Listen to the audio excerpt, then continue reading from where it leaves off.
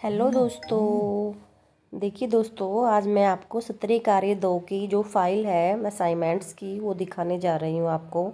देखिए, ये फाइल है सत्रीय कार्य 2 की। उसका ये क्वेश्चन पेपर है जिसका ये भाग क है। इसमें भाग क, ख, ग तीनों करने अनिवार्य है। इसका ये भाग क और ये भाग ख और ये भाग ग। ठीक है, ये क्वेश्चन पेपर है। उसके बाद ये सोल्व्ड असाइनमेंट है सत्रीय कार्य 2 का। ये देखिए, भाग के प्रश्न 1, बताइए कि पिछले कुछ वर्षों में स्वास्थ्य की अवधारणा कैसे बदल गई और इनके विभिन्न आयामों का वर्णन करें। तो ये देखिए, ये क्वेश्चन है और ये इसका आंसर है। ठीक है, ये देखिए आप अब इसे देखकर अपनी फाइल बना सकते हैं। ये देखिए दोस्तों, स्वास्थ्य के विभिन्न आयाम, ये डायग्राम है। शारीरिक आयाम, आध्यात्मिक आयाम, व्यावसायिक आयाम, सामाजिक आयाम और मानसिक आयाम। ठीक है, उसके बाद इन्हीं पॉइंट्स को नीचे डिटेल में लिखा गया है। ये देखिए, ये है सामाजिक आयाम, आध्यात्मिक आयाम, व्यावसायिक आयाम, है ना। ये देखिए, ये है निष्कर्ष। उसके बाद क्वेश्चन 2, ये देखिए क्वेश्चन 2 है, किन्हीं 2 विटामिनों और 2 खनिजों के प्रमुख स्रोतों और कार्यों की सूची बनाइए। ये क्वेश्चन है और ये इसके बाद इसका आंसर है। ये डायग्राम है इधर, विटामिन और खनिज पदार्थ। इसमें 2 पूछे ना विटामिन और खनिज के बारे में, तो इधर विटामिन है और ये इधर खनिज पदार्थ है।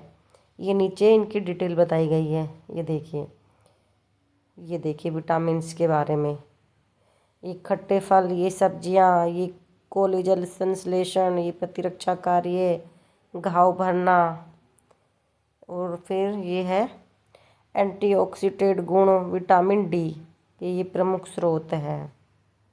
ठीक है, उसके बाद ये इधर मशरूम है, ये हड्डियों का स्वास्थ्य, कोशिका वृद्धि, विनियम सूजन में कमी। फिर ये इधर खनिज पदार्थ में कैल्शियम, इसके प्रमुख स्रोत है। फिर ये है हड्डियों और दांतों का स्वास्थ्य, मांसपेशी कार्य, रक्त का थक्का बनना, लौह तत्व, ये इसके प्रमुख स्रोत आ गए। लौह तत्व में क्या क्या आएंगे, ऑक्सीजन परिवहन, प्रतिरक्षा कार्य, संज्ञानात्मक कार्य। ठीक है, उसके बाद नेक्स्ट है थर्ड क्वेश्चन। ये देखिए, 3 साल के बच्चों के लिए एक दिन का संतुलित मेन्यू सुझाए जिसमें बताया जाए कि बच्चा नाश्ता, मध्य, सुबह, दोपहर का भोजन, मध्य दोपहर और रात के खाने में क्या खाएगा। ये क्वेश्चन है और ये इसके बाद ये इसका आंसर है। इधर देखिए, ये नाश्ता है, ये मध्य सुबह का खाना, और फिर ये दोपहर का खाना। ये इनके लाभ, पोषण के लाभ, हल्दी और जीरा, सब्जियां, दही, ये मध्य दोपहर का भोजन है। ये मिश्रित फल है। ये देखिए आप, ये रात का भोजन।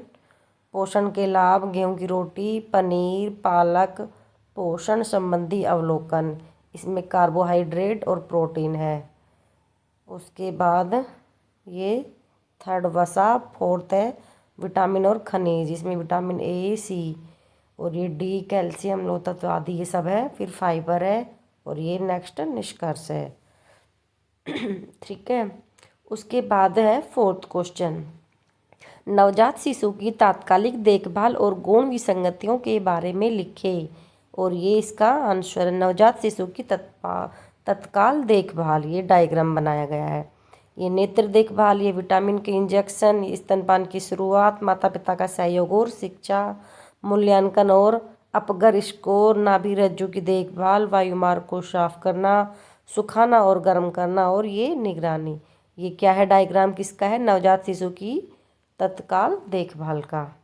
उसके बाद इन्हीं पॉइंट्स को नीचे डिटेल में लिखा गया, सुखाना और गर्म करना, ये वायुमार्ग को साफ करना, मूल्यांकन और अपगर स्कोर, नाभि रज्जु की देखभाल, नेत्र देखभाल, फिर है विटामिन के इंजेक्शन, स्तनपान की शुरुआत और निगरानी, नेक्स्ट है माता पिता का सहयोग और शिक्षा।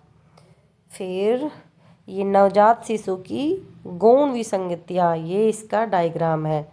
ये देखिए, नवजात शिशु की क्षणिक तीव्र श्वास, अम्बिलिकल ग्रेनुलोमा, नींद का पैटर्न, आंसू की नलिकाओं का अवरुद्ध होना, गैस और सूल, थूकना, क्रेडल क्रैप, डायपर रेस, पीलिया और मीलिया ये है। ठीक है, उसके बाद इन्हीं पॉइंट्स को नीचे डिटेल में लिखा गया है। इसमें फर्स्ट है पीलिया, ये रहा। उसके बाद है डायपर रेश, थर्ड है क्रेडल कैप, थूकना, आंसू नलिकाओं का अवरुद्ध होना और मीलिया।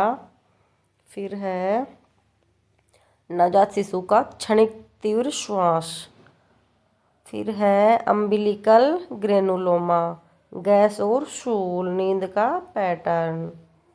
फिर ये आ गया निष्कर्ष। उसके बाद नेक्स्ट क्वेश्चन है फिफ्थ, बताए कि विकास की निगरानी के लिए ऊपरी भाग के मध्य भागी परिधि का उपयोग कैसे करें। ठीक है, ये क्वेश्चन है और ये इसके बाद इस क्वेश्चन के आंसर की डिटेल है। ये देख सकते हैं आप, इनको पॉइंटों में समझाया गया है। ये देखिए, एक स्केल बनाया गया है कि बाहाँ की परिधि को 3 रंग वाले फीते से मापा जाता है। इसके 3 रंग है, लाल, पीला और हरा। ठीक है, इस तरह आप बना लेना।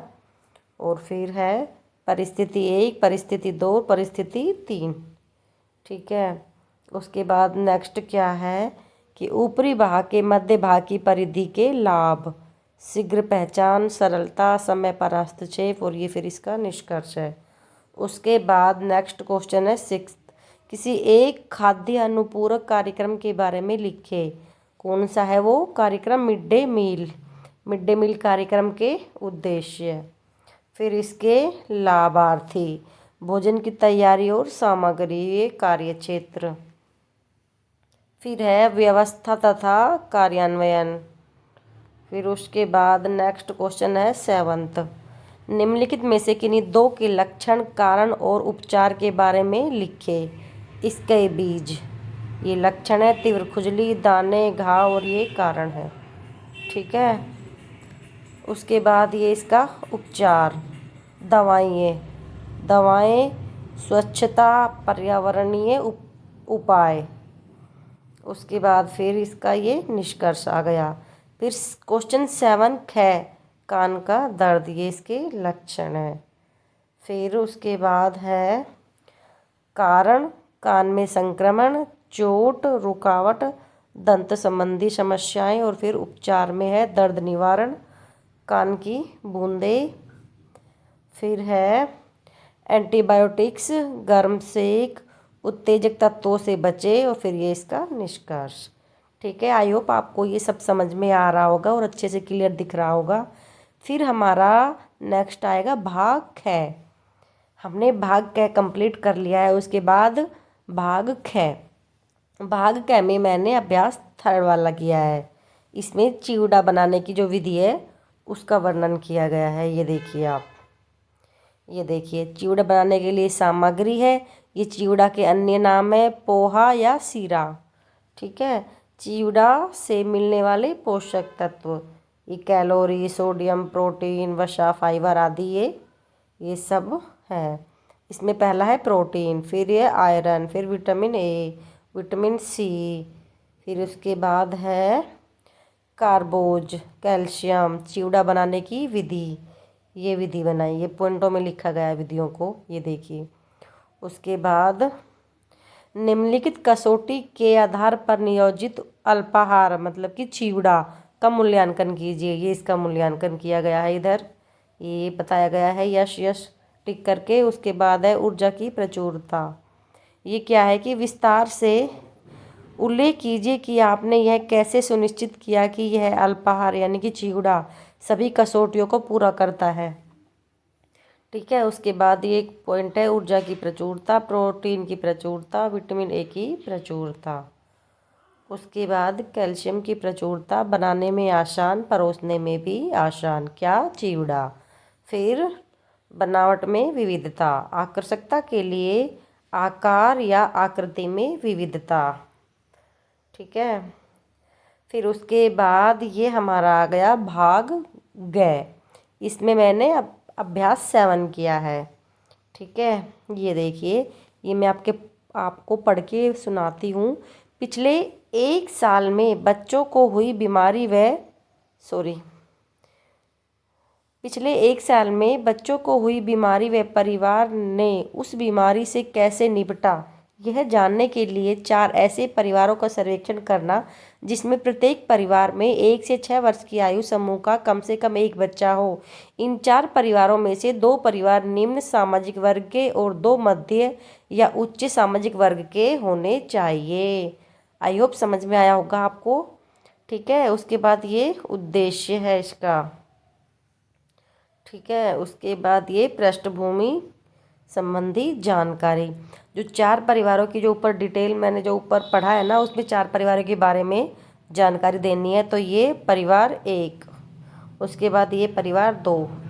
देखिए, मैं परिवार 1 की जो डिटेल्स है वो क्या क्या लिखी हुई है वो पढ़ के सुना देती हूँ। उसके बाद आप ऐसे ही समझ लेना सारे चारों को। ठीक है, तो पहला है इसमें बच्चे का नाम राहुल, आयु 4 वर्ष, लिंग लड़का, अभिभावक की शैक्षणिक योग्यता है, पिता की तो 12वीं पास है, माता की 10वीं पास है, अभिभावकों की आयु व्यवसाय है, पिता तो व्यवसायी है, 10,000 महीने के कमाता है, और माता है जो गृहिणी है। इसमें जो बच्चे की डिटेल्स में इसमें भाई बहन है वो 6 साल के हैं, पिता की आयु 32 साल है और माता की आयु 31 साल है।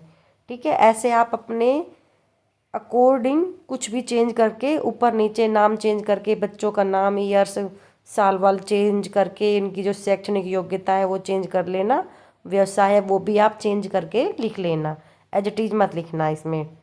ठीक है, सब में जो चारों परिवार है इसमें जो नाम है ये सब आप चेंज करके लिख लेना। ऐसे ये 4 परिवार हो गए ना। उसके बाद ये प्रश्न है इधर, ये प्रश्न है, ये परिवार 1 के उत्तर है, ये परिवार 2 के उत्तर है, ये परिवार 3 के और ये परिवार 4 के। ऐसे ऐसे है ये इनके नीचे उत्तर है और ये क्वेश्चन है। ठीक है, इसी तरह से इसमें भी ये प्रश्न है। इसके बाद ये भी क्वेश्चन है। इसके बाद ये परिवार 1 के उत्तर, ये परिवार 2 के उत्तर, ये परिवार 3 के उत्तर, ये परिवार 4 के उत्तर।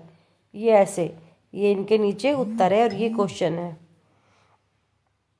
ठीक है, उसके बाद इसी तरह नेक्स्ट पेज में भी ये क्वेश्चन है और ये इनके उत्तर है। ये इनके इधर उत्तर है। ठीक है, आपको समझ में आ रहा होगा अच्छे से, ये देख सकते हैं आप। इसी तरह ये भी क्वेश्चन है और ये चारों परिवारों के ये उत्तर है और ये क्वेश्चन है। ओके, आई होप समझ रहे होंगे आपको और अच्छे से क्लियर दिख भी रहा होगा। उसके बाद है विश्लेषण है। ये देखिए उसके बाद ये है निष्कर्ष। ठीक है, आई होप आपको ये वीडियो अच्छी लगी हो। अगर आपको ये वीडियो अच्छी लगी तो मेरी वीडियो को लाइक कीजिए और मेरे चैनल को सब्सक्राइब कीजिए। Thank you.